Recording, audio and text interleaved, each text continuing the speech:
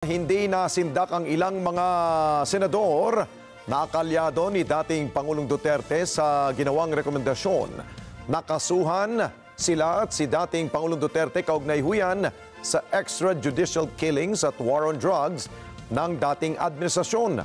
Katunayan, iginit pa ng mga mambabatas na matagal na nilang inaantayan na turang kaso para masagot ang mga alegasyong ipinupukol sa kanila. Mayan Corvera sa balita.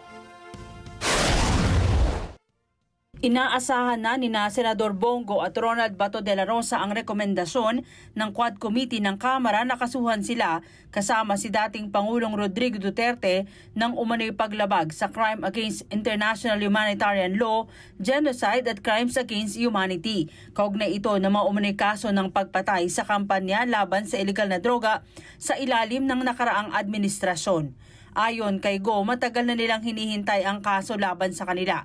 Katunayan, ito ang hamon nila sa mga nag-aakusa kung talagang may ebidensya sa halip na magsagawa ng serye ng mga investigasyon. Sabi ni Senador Go, hindi naman siya mukhang kriminal pero ipauubayan niya ang paghusga sa taong bayan.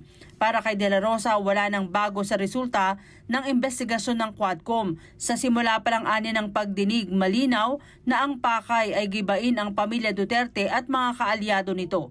Gayunman, ipauubayan na nila ang anumang kaso sa Department of Justice. Hindi anya sila nababahala dahil naniniwala silang patas ang korte sa Pilipinas. Pagtiyak ni De La Rosa, haharapin nila ang kaso at hihintayin ang magiging aksyon ng DOJ sakaling isampa ang kaso. Sa isang statement, kinundin na rin ng partidong PDP laban ni Duterte ang naging hakbang ng Quadcom ng Kamara.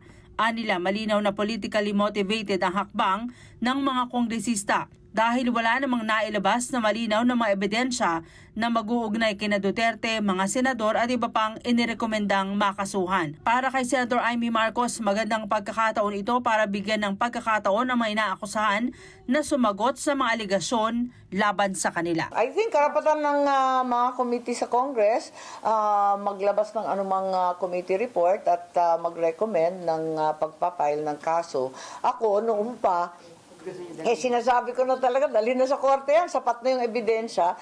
Kung tingin ninyo, yung katibayan ay sapat, dalhin na sa korte yan sa lalong madaling panahon.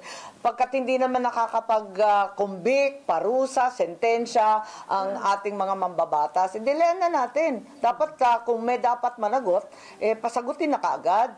Mayan Corvera para sa Mata ng Agila, matatag, matapang, matapat. Maraming salamat sa inyo pong pagsubaybay sa Mata ng Agila Primetime. Para malaman ang matatag, matapang at matapat na mga balita, i-follow lamang at mag-subscribe sa @Net25 TV.